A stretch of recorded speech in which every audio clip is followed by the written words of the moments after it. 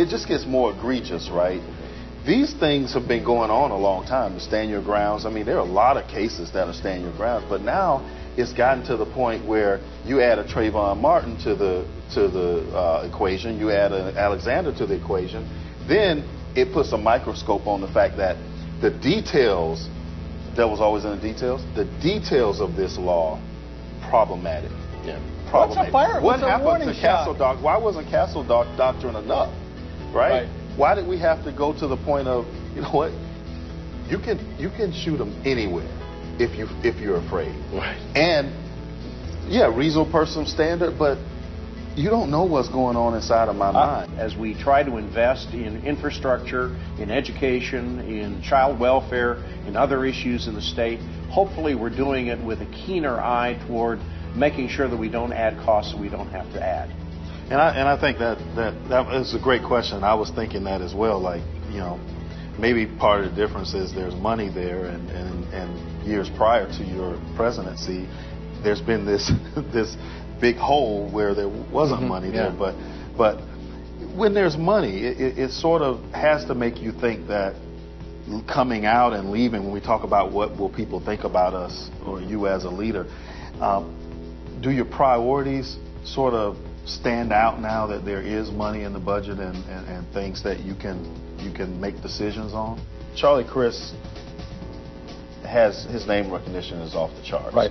I mean, he doesn't need to spend money on name recognition. Right. I do agree, though, that he needs to start trying to define Rick Scott in a different way than allowing him to define himself.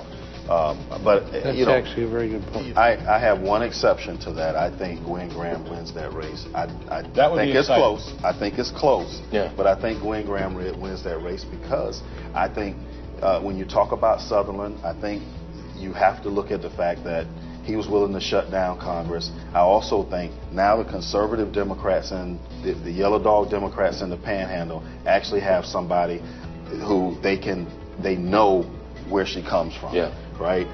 You got the women, the female vote. I think she does strong. But I want to be clear. I want to be clear that no. Let me ask it one more time, and you get to say no again. If you had an option of having 100 students in a class and one teacher, or 10 students in a class per teacher, ideally, he's got to make the race about more than one or two issues. Rick Scott wins if it's about one or two issues. I mean, almost every governor does a decent job on one or two issues. If he lets them define it that way, that's what the race is going to be about, and people are going to say, well, I'm okay with that. The court has become too partisan. We need to shake it up somehow. That's me. I'm not there. I don't agree. I think that it gets more partisan if you add term limitations to the bench. I think history is very important to decisions.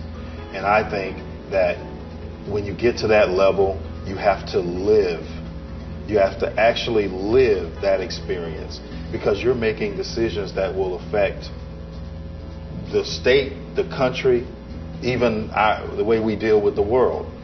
And I think you have to live that. I don't think it should be a stepping stone to something else. I think when you get to the Supreme Court, almost every decision, there's some historical perspective. Right. And I almost rather that historical perspective have a chance for that to be you and not your interpretation of somebody else. So I'm not there. I'm completely not there at this point, and maybe that's the lawyer in me. Maybe that's the great law school of Florida State in me. But seriously, I think that those two reasons are the reasons that I'm just not. Would you support 50-year terms? I agree with Sean. The introduction of all these big things was a little different in the beginning when we're talking about election year. In election year, it's always about micro sort of passage of legislation, micro pieces of legislation going through, and nothing big and sweeping. But I think what did happen is the conversations advanced the efforts, right? Which says to me that although the leadership is changing, there's at least some connectivity in the House. I mean, the House leaders coming in, leaving, and coming in. They're all very unified. So I think the House has begun some big conversations that they've got about 4 to 6 years to get done. That's a very good point.